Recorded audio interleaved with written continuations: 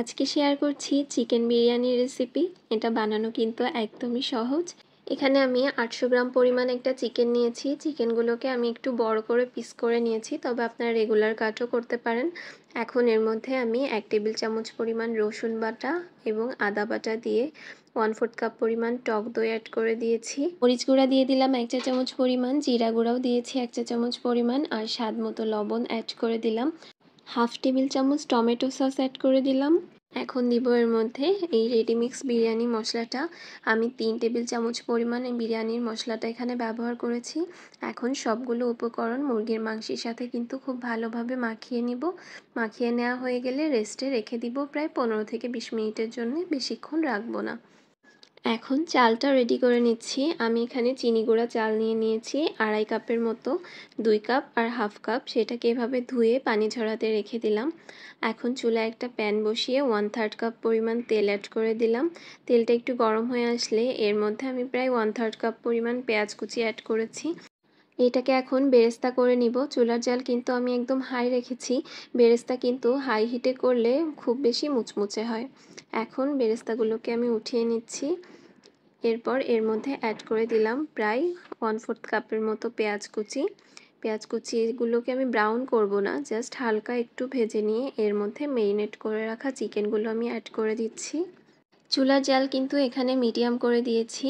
এখন খুব ভালোভাবে চিকেনটাকে নেড়ে চেড়ে জাস্ট 2 মিনিটের মতো পেঁয়াজের সাথে খুব ভালোভাবে মিশিয়ে নিব।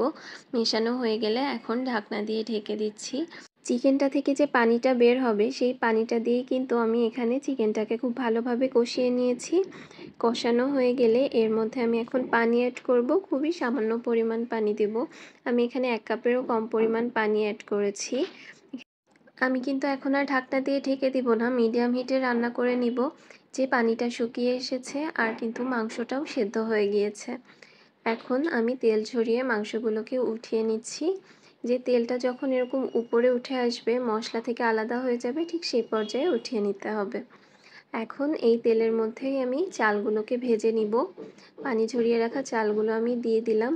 চালগুলোকে কিন্তু একটু সময় নিয়ে ভাজতে হবে। চুলার জাল একদম লোতে করে আমি প্রায় 4-5 মিনিটের মতো চালগুলোকে ভেজে নিয়েছি। একদম ঝরঝরে হয়ে আসবে, এই পর্যায়ে কিন্তু পানিটা অ্যাড করতে হবে।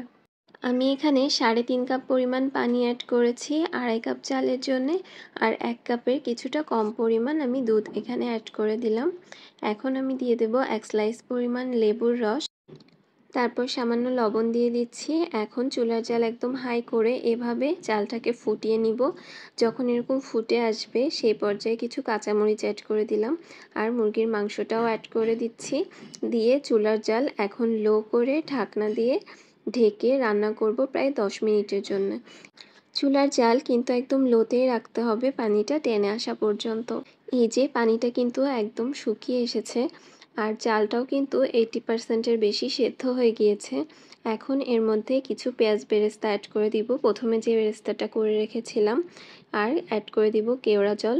এখানে আমি 1 চা চামচ পরিমাণ কেওড়া জল অ্যাড করেছি, এটা হাতের কাছে না থাকলে দেওয়ার দরকার নেই। আর অ্যাড করব ঘি। আমি এখানে 3 চা চামচ পরিমাণ ঘি দিয়ে দিয়েছি।